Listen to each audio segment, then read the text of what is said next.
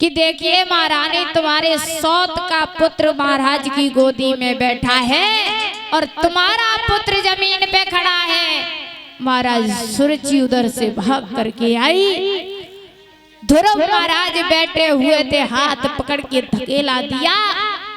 ध्रुव महाराज मुंह के बल जमीन पे आ गए, मुंह से खून बहने लगा। तो महाराज उधर से रोते हुए आए, मैया से जवाब दिया, मैया हमें एक बात बताओ, क्या हमारे पिता कौन है? महाराज मैया कहने लगी, बेटा बात क्या है, हुआ क्या, और तुम्हारे मुंह से ये खून कैसे आ रहा? तो महाराज ध्रुव समझा के बोले, सुन मैया, हमारे ये खून कहां से आ रहा और कैसे आ रहा, सुनो। क्या बोले ध्रुव? रोई रोई कहे ध्रुव महाराज और मैया मोए मौसी ने मारो।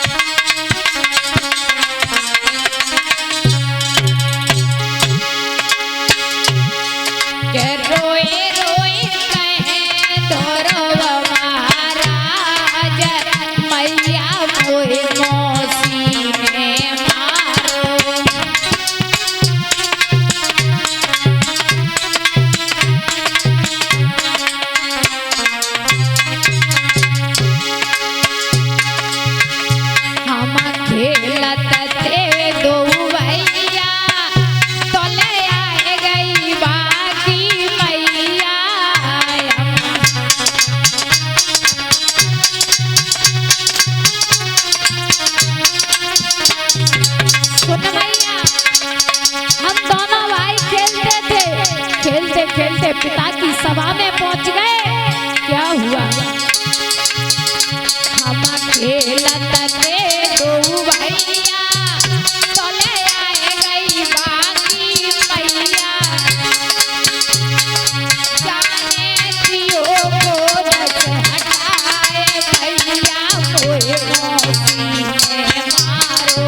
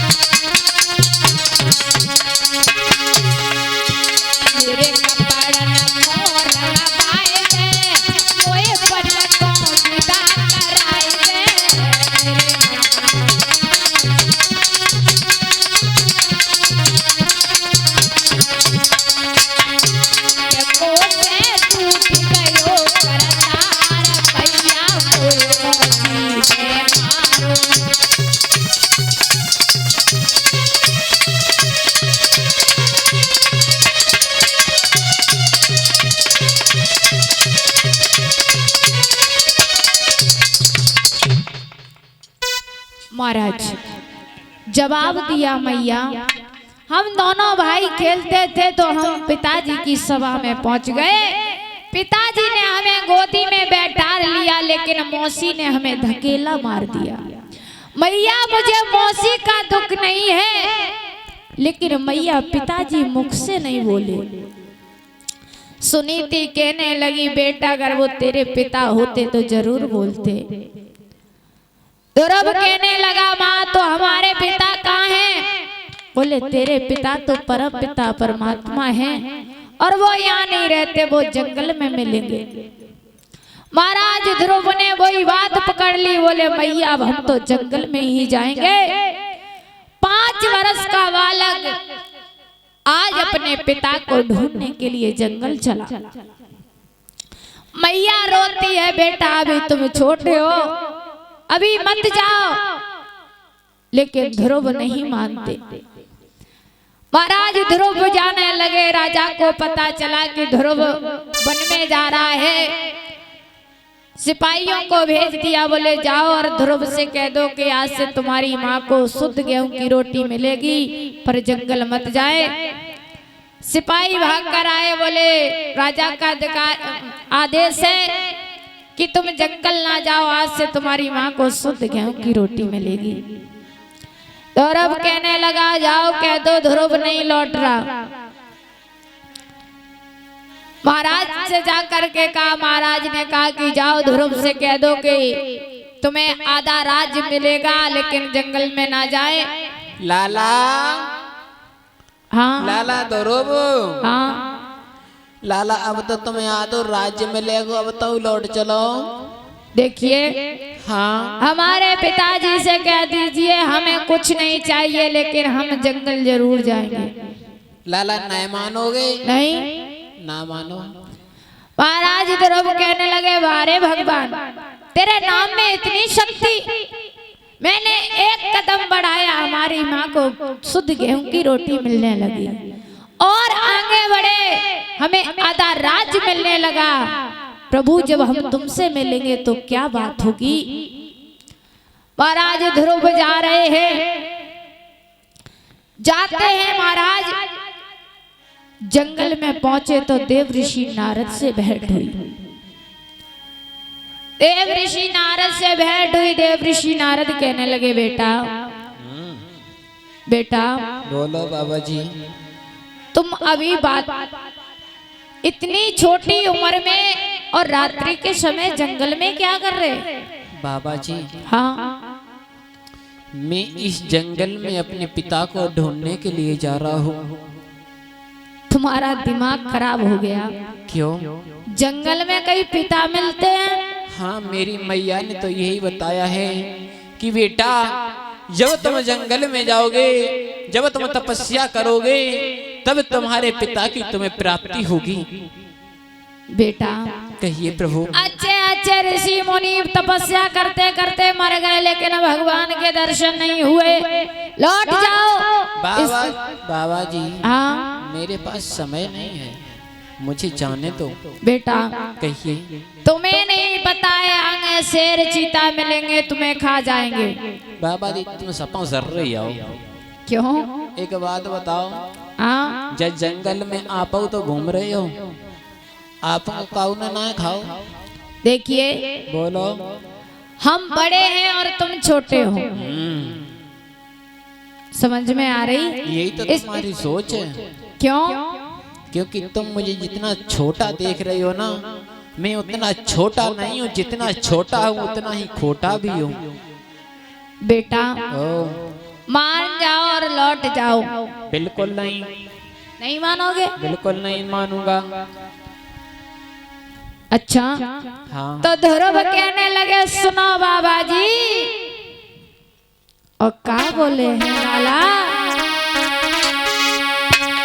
अरे काय दामा काय रे बाबा जी, हमने देखी है दुनिया। काय दामा काय रे बाबा जी, हमने देखी है दुनिया।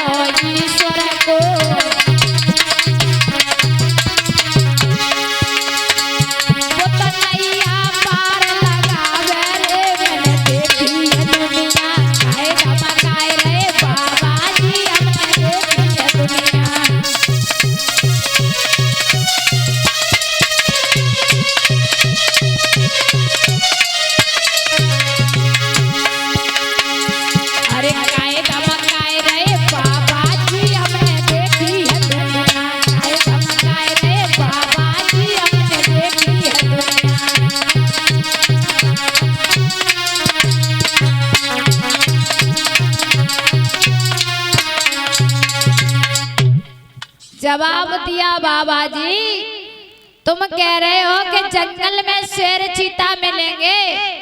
हमारी माँ ने कहा था कि शेर चीता में भी भगवान होते हैं, और तुम कह रहे हो कि तुम्हें भोजन नहीं मिलेगा। माँ ने कहा था कि जब हमारे दांत नहीं थे तो माँ की उदर में दूध आया, जब हमारे दांत नहीं थे तो माँ की उदर में दूध आया, और जब दांत हो गए तो कहीं भी रहेंगे भोजन की व्यवस्था हो जाएगी। महाराज ध्रुव ने जवाब दिया कि हम नहीं मानेंगे। देव ऋषि नारद कहने लगे, अच्छा तुम जा बताओ, तुमने गुरु बनाए? गुरु कौन से पेड़ पे लगा था? बेटा गुरु लगते नहीं, गुरु बनाने पड़ते हैं। इसके मिट्टी के नहीं, फिर देखो गुरु वो होता है, गु माने अंधकार, रू माने प्रकाश, जो अंधकार से प्रकाश की ओर ले जाए उसे गुरु कहते हैं। ओहो, यानी कि जो अंधेरे में था उजीते की तरफ ले जाए वही गुरु है। हाँ जो बात सही है। बाबा जी हाँ, एक बात पूछूं?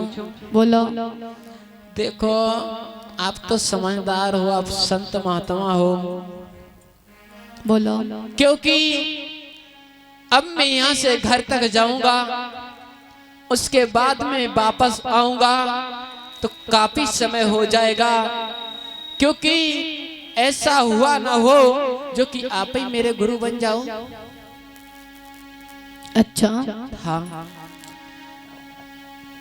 महाराज जैसे ही ध्रुव ने कहा कि आप हमारे गुरु बन जाइए, तो महाराज जैसे ही चरण छुए, देव ऋषि नारद ने मंत्र दिया, 12 मंत्र दिया, 2 और 10 यानी 12 अक्षर का।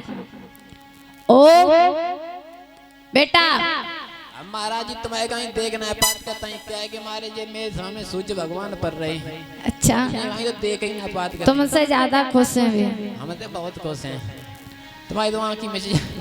बेटा अगर तुमने हमें अपना गुरु माना है तो हमें तुम्हें एक मंत्र देते हैं और उसे याद कर लेना और उसी का जाप करना। तुम बोल दो हम पढ़ लिए, समझ लेना। हाँ बिल्कुल। ओम लगे रहो। नमो भगवते वासुदेवाय। बोलो, पढ़ लो अपने। हमें सुनाओ।